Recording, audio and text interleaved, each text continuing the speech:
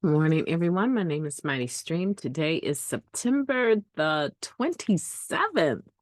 Oh my, today is the 27th of September. I'm going to do your just for today in a meditation. I hope that you're doing well this morning. I'm brought to you by Hope Through Navigation, and this is our Hood Recovery Services. Let's go ahead and get into that meditation. If you need to reach me, do so at recoveryofhope21@gmail.com. Okay, here we go. Right back up.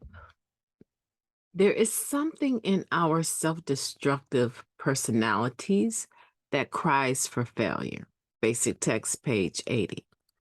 Poor me, woe me, look at me. My life is such a mess. I've fallen, and no matter how hard I try, I continue to fail. Many of us came to NA singing this sad refrain.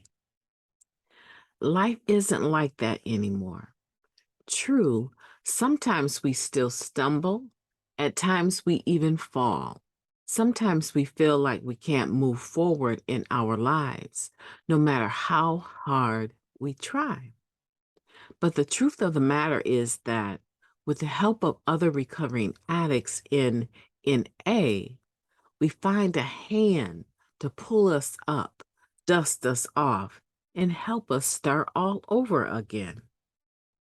That's the new refrain in our lives today. No longer do we say, I am a failure and I'm going nowhere. Usually it's more like, rats, I hit that same bump in the road of life again. Pretty soon, I'll learn to slow down or avoid it entirely. Until then, we may continue to fall down occasionally. But we've learned that there's always a helping hand to set us on our feet. Just for today, if I begin to cry failure, I'll remember there is a way to move forward. I will accept the encouragement and support of NA. Let's take a moment of silence, followed by the we version of the Serenity Prayer. Moment of silence now, please.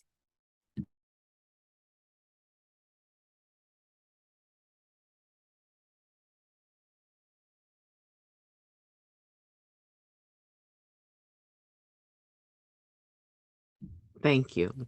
God, grant us the serenity to accept the things we cannot change, the courage to change the things that we can, and the wisdom to know the difference.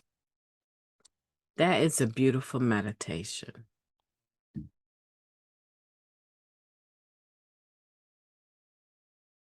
And we do well to consider, how do we respond when we hit the same road bump in life again? Because our self-destructive personalities will always cry for failure. That part of our personality will always be present. Like I spoke about yesterday, it's like this automatic thought. We don't really have a lot of control over it. It's generally negative. It's what people would say, oh, I have an angel on one side and a devil on the other.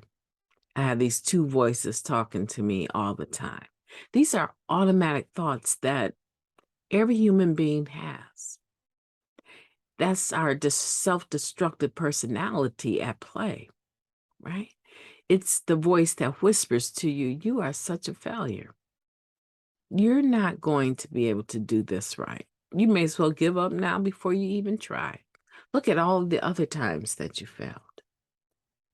Well, you know what? That's not what recovery is teaching us. And our experience, strength, and hope as we get further into the process of recovery is also not showing us that that is true, that those negative comments are true. I can't tell you how many people just in the last 2-3 days that I've had discussions with that are wrestling with beating themselves up over their past, but they have proof right in front of them because they have all this clean time. 6 months, 90 days, 50 days, 8 years. Um, sh- one lady that listens on here regularly, she's coming up on a year. There's another gentleman that when I first met him, he was at around 30 days. He should be pretty much at 90 days now. Our ability to stay stopped one moment at a time, 1 second at a time, 1 day at a time, did I say month already? Right? Our ability to stay clean and not revert back to our old selves is proof that we're not abject failures. It's proof that that self-destructive personality didn't win this time. And if I have my way about it, it's not ever going to win. I personally can tell you that I wrestle with those negative automatic thoughts every day, and sometimes many times throughout the day. I have some character defects that they just seem to be hanging on, like they just keep trying to hang on. Like they have these tiny little hooks in my back, and just when I think I'm about to be able to rise above the shortcoming, something to take place, and I'll get over passionate about what's taking place and what I perceive as a character defect rises its ugly little head and shows out again. Then I'm in the same fetal position, asking for forgiveness and thinking of ways that I could have avoided it and will avoid it the next time, right? So there's this sense of being restored to sanity, this step 2 that keeps coming into play every time I get into this particular situation. So I don't want you thinking MightyStream, I mean, she just, no. I think I just told you guys a story the other day of a gentleman that was staying in my house that said some things that I felt was inappropriate, and me going into the house grabbing a butcher knife. I shared that story with you for a reason. Was I clean when that happened? Absolutely. But I had the same character defect at play that I'm talking about right now. When I get over passionate about something, I just go to the wall sometimes. And I'm not proud of that. I'm not proud of that at all. What I desire, though, is to be able to get back up, dust myself off, and start all over again.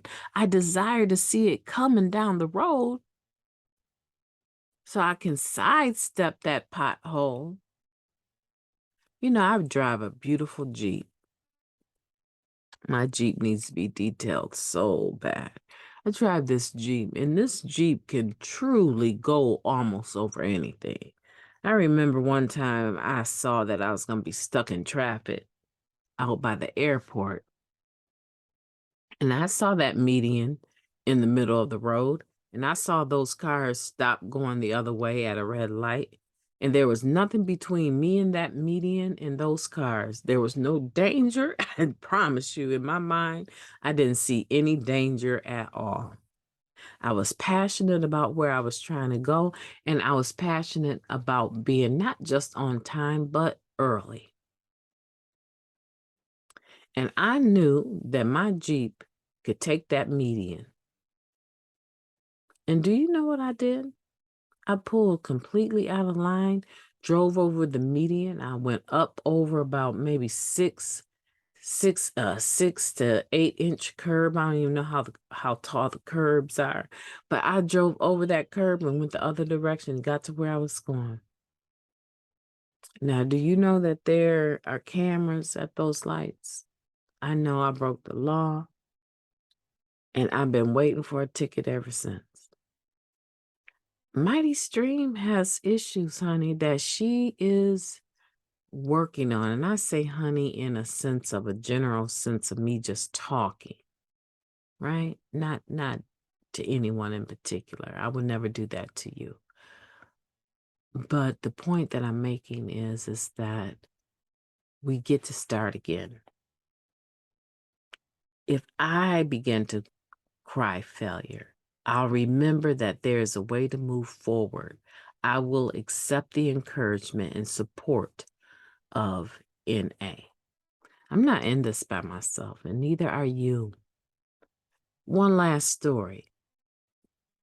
I was on a recovery meeting, and a person began to share. Well, they were the speaker, and I came late, so I didn't hear the speaker. And a person began to share shortly after them.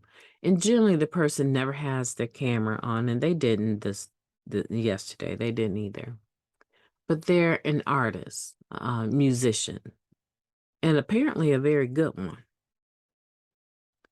And apparently, based on his share, he really felt like he needed to come back and speak and get the courage to indicate that he wasn't aware, he's a newcomer, he wasn't aware that he couldn't sing one of his songs that he had written as a part of his share. And that he felt the way it was handled was rude at best and was very triggering. But because he had a sponsor, he was able to talk to his sponsor and receive some instructions. And that he was grateful that he didn't use behind it. And that we should be mindful about not necessarily what we say, but how we say what we say. Because what the person was standing on was proper, but the way they went about it was really tacky and harmful. And I got off of that meeting. As soon as it ended, I got off that meeting because I got to thinking about that newcomer. And I reached out to that newcomer and I said, can you please make sure you text me at this number? And they did. And so I established that contact. And then I think I responded and said, well, I go to this 24/7 meeting and this guy always raps at the end of his share. The last 30 seconds of his share, the host always lets him do an impromptu rap song. And I'm almost certain that if you come on this particular meeting, if you wanted to share something like that, you could chat the host and let them know you want to take a portion of your share time, but start out with your share and then go into that and stay within the time frame that you and the chairperson or the host agreed to. And he appreciated that information. Because, see, each group is autonomous. What one group will accept is not necessarily what another group would accept. But for some reason, I just was intolerant. I was on meetings and I would get into the meeting and I would get so frustrated with the lack of hosting that was taking place.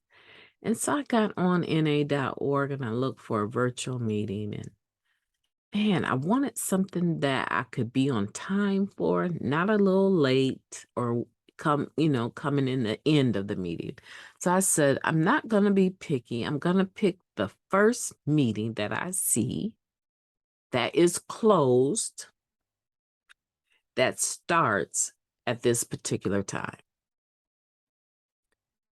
Do you know I ended up on a meeting that the culture of that meeting is about virtuality.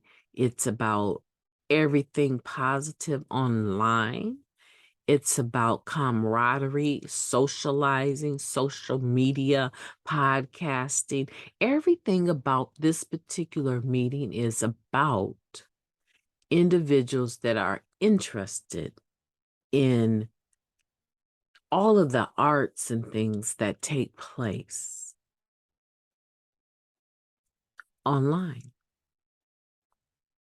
And I'm sitting in the meeting not really realizing that, and they begin to post all of their general comments. If you're interested in presenting a song, we have a music workshop that's taking place, and we'd be interested in you presenting the song, how the song affected you. It has to be recovery related.